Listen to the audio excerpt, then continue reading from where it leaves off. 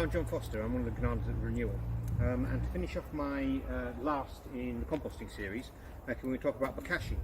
Bokashi is a type of composting, which uses inoculated, effective microorganisms, special types of fungus, special types of bacteria to break down food and fundamentally pickle it. And unlike traditional composting, it occurs in an anaerobic or without oxygen environment. I'm going to quickly go through how to set up a Bokashi bin. Okay, what we're going to do is we're going to go back to my favourite old popcorn boxes, as you can see. And what I've done is I've drilled a load of holes in the bottom of the popcorn box. And the other popcorn box, I keep like that. And they fit nicely and snugly together, like that. So there's no air that can get in. The top one is still sealed. And what we do is we open it up. And I generally just cut out a little template like that out of newspaper to lay in the bottom to stop our solid material falling through the holes. Now if you come over here, these are two things that you need for Bokashi. The first one is waste food. So have a look, this is like your normal food from, I don't know why there's a cork in there, your normal food from the kitchen. There's some spaghetti, some noodles, a couple of eggs, waste peas, vegetables and all sorts of things. And we're going to start breaking this down. The second thing is this stuff, and it's Bokashi bran. And this is a bran, and obviously you can't smell it, but it's got a kind of pickling smell, and it's been inoculated with these special microorganisms who are going to do the composting. And once this gets wet, that's when the microorganisms get reactivated and start to sort of do the composting. So the first thing you do is you get your bin and you put down a decent layer of the Bokashi bran, just to cover it off at the bottom. So about that much. Now you can buy Bokashi bran. I mean, you can make it, but it's quite difficult. But you can buy it commercially, and it comes in 1 kilo, 2 kilo, 5 kilo, 10 kilo packs. And a box like this will do 3 bins like that, which is about sort of 2-3 months supply. So you've got your Bokashi in the bottom, and then you're just going to start layering the waste food on top. Put a thin layer on top like that. Put some spaghetti in there, there's the noodles. And then you need to press it down really hard. Now, some people use a potato strainer, but I prefer just getting a plastic bag, put your hand in it, and pressing with your fist right down on it. Now the advantage of Bokashi is that you can compost the material which you can't in a normal compost heap. Things like meat and fish and cooked food, potatoes, pastas and things like that, which generally will go into your waste. But Bokashi will break it all down. And what you're trying to do here is you're trying to squeeze out all the air.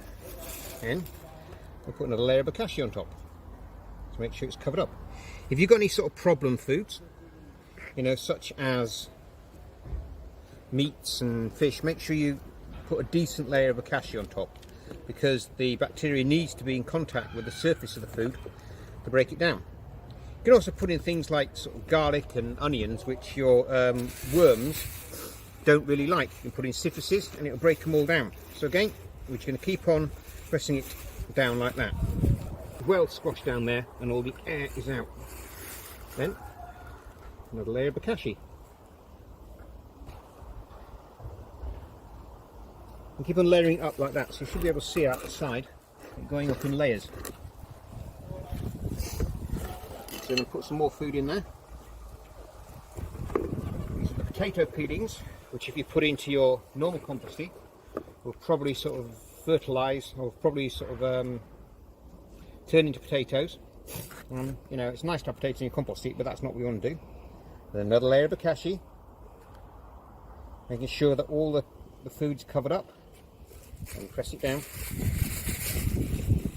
You sort of push this down because you want to get all the air out, because if air gets into this process when it starts working, your food's going to go off and you're just going to have food that's rotting as opposed to food that is pickling or composting.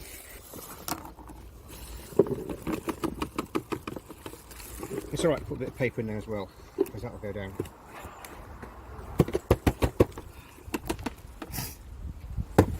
Spread it out. Make sure it's all in contact with the Bokashi. And the last layer of Bokashi. There we go. Make sure it's all covered up. And then we press down again. For the next couple of days, so we're going to keep on layering this continually until we're right up to the top. And then what we're going to do is we're going to cover it off and leave it for 2 weeks. What's going to happen is the effective microorganisms are going to start working on the food and they're going to pickle it. And eventually when it's finished in about 3 weeks time, what you can then do is you can put it straight into your soil or put it into your compost heap, and it'll break straight down and make extremely rich soil. Now the question you're going to ask me is, why do I have 2 buckets?